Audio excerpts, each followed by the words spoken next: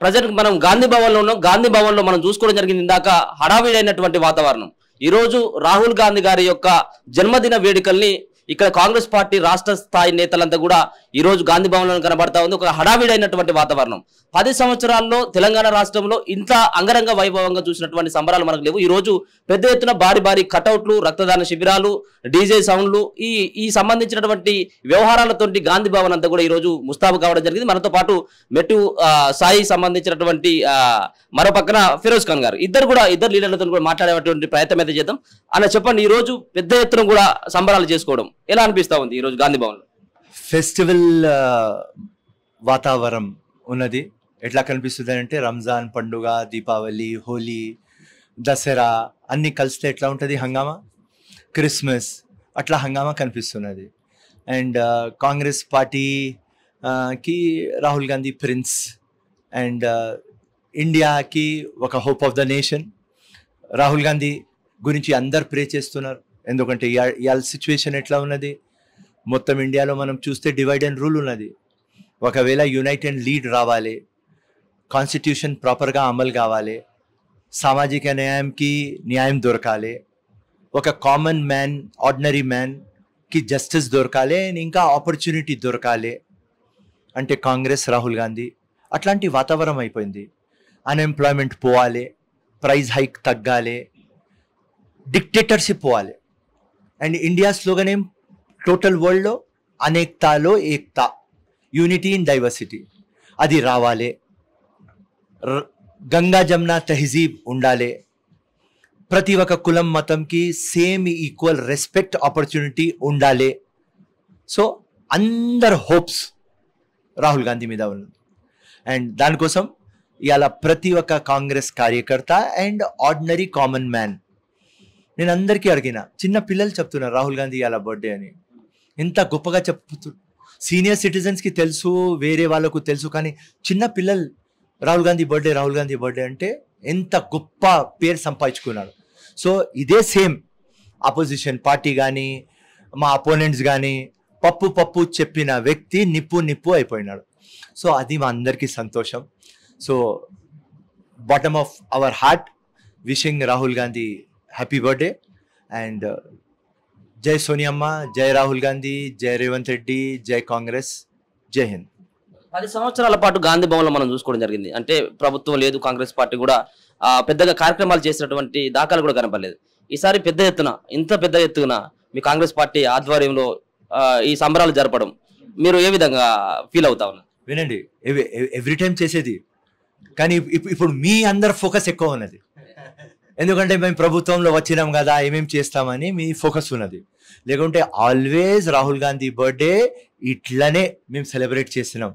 కానీ అలా ఏమైంది అంటే ఈ ఎలక్షన్ రిజల్ట్ 224లో కనిపించిన తర్వాత ప్రియాంక గాంధీ, రాహుల్ గాంధీ ఇన్ఫ్లుయెన్స్ కనిపించినది. ఉట్టి ఎప్పుడు చూస్తే ఒక్కటే ప్రధానమంత్రి నరేంద్ర మోదీ అన్ని మాటలు, సబ్కా సాత్, సబ్కా వికాస్, సబ్కా ప్రయాస్, సబ్కా విశ్వాస్, బట్టెబాస్ లంగా మాటలు. సో ఇప్పుడు పబ్లిక్కి ఏమైంది అంటే ఈ లంగా మాటలకి ఒక కామా, ఫుల్ స్టాప్ పడలేదు, కానీ కామా పడింది. ఈ కామా ఎవరేస్తున్నారు? రాహుల్ గాంధీ. నెక్స్ట్ ఎవరేస్తున్నారు? ప్రియాంక గాంధీ. నెక్స్ట్ ఎవరేస్తున్నారు? Congress party. So Rahul Gandhi prince, కాబోయే ప్రధానమంత్రి, hero, rock star, super star. దానికోసం మోర్ ఎక్సైట్మెంట్ ఉన్నది. అంటే అన్ని కామాలైనా ఫుల్ స్టాప్ ఉండదంటారా? 229లో ఫుల్ స్టాప్ ఉంటుంది. అండ్ దాని తర్వాత ఇప్పుడు కూడా ఫుల్ స్టాప్ పడవచ్చు. ఎందుకంటే 2 character supporting NDA government. Number 1 Nitish Kumar, పెద్ద జోకర్. దాని తర్వాత చంద్రబాబు నాయుడు, జగన్కి లోపల పంపించకపోతే, జైలుకి పంపించకపోతే ఆయన కూడా డ్రామా చేస్తారు. సో ఇద్దరు drama fellows. So full stop ఎప్పుడున్నా పడవచ్చు. ఒకవేళ జగన్కి పంపించేసినారు, నితీష్కి ఏదో చూసుకున్నారంటే 229లో ఫుల్ స్టాప్ పడుతుంది కదా. 229లో ప్రధానమంత్రి రాహుల్ గాంధీ కదా. ఆ హోప్ ఆఫ్ ద నేషన్ కాబట్టి ఆ ఎంథూజియాజం, ఆ ఎక్సైట్మెంట్ ఉన్నది మా అందరికి. సాయనందన్ కూడా ఒకసారి మాట్లాడేటువంటి ప్రయత్నం అయితే చేద్దాం. ఫిషరీస్ డిపార్ట్మెంట్ చైర్మన్ సాయన్న, మీరేం చెప్తారు? దేవుని యొక్క ఆశీర్వాదం, ఆ శివుని యొక్క ఆశీర్వాదం, ఆ రాముని యొక్క ఆశీర్వాదం, దేశ ప్రజల యొక్క ఆశీర్వాదం, దేశ ప్రజలకు భవిష్యత్ దిక్సూచి, అదేవిధంగా ఆశాజ్యోతిగా రాహుల్ గాంధీ గారి బర్త్డే అంటే నాయకత్వం వంటి కొత్త కాదు, అధికారం వంటి కొత్త కాదు, ప్రధానమంత్రులు వంటి కుటుంబం నుంచి వచ్చిన వాళ్ళు. వాళ్ళకు ఏం కావాల్సింది? దేశ ప్రజల యొక్క రక్షణ, భారత రాజ్యాంగం యొక్క రక్షణ, వారి యొక్క అన్వేషణగా ఉన్న వారి నాయకునిగా రాహుల్ గాంధీ గారు ఉన్నారు. కొంతమంది నాయకులు ఒకసారి కౌన్సిలర్, ఒకసారి ఎమ్మెల్యే, ఒకసారి ఎంపీ కాగానే నెత్తి మీద కొమ్ములు వచ్చి కాళ్ళ కింద చక్రాలు వచ్చి తిరిగి రకాలు ఉన్నా కూడా వారి ఇంట్లో దేశంలో ప్రధానమంత్రులు ఎక్కువ సంవత్సరాలు పనిచేసిన ఘనత చరిత్ర ఉన్నటువంటి కుటుంబానికి పుట్టినటువంటి వారసునిగా, ఎప్పుడు నిరాడంబరంగా ఉండే నాయకునిగా, ప్రజల మంది నాయకునిగా, ఇప్పుడు భారతదేశంలో ఒక నాయకుని వల్ల పాదయాత్ర చేసి కన్యాకుమారి నుంచి కాశ్మీర్ దగ్గర నడిచే నాయకుడు లేరు.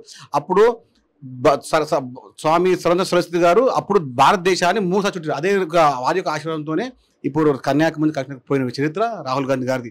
నాయకత్వం అంటే కుర్చీలో కూర్చొని, ఏసీలో కూర్చొని, కోర్టు మీద కోట్లు వేసుకొని, 10 లక్షల కోట్లు వేసుకొని మాట్లాడే నాయకుడు కాదు. ఎప్పుడైనా కూడా దేశ ప్రజల కోసం మాట్లాడే నాయకుడు.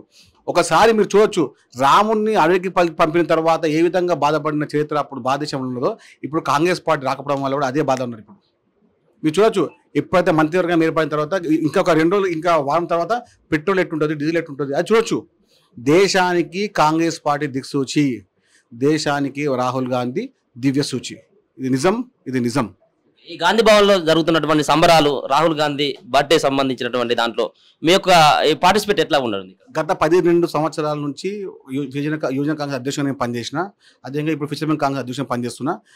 ప్రభుత్వ పాఠశాలలో అంటే ఒక స్కూల్లో ఒక క్లాస్ని మేము దత్తత తీసుకుంటాం. అందులో ఉన్న 37 మందికి పిల్లలందరూ 37 మంది పిల్లలకు స్కూల్ పుస్తకాలు ఇస్తాము, బ్యాగులు ఇస్తాము, వాళ్ళు చదువుకున్న ఆర్థిక సంబంధం మేమే చేస్తాము.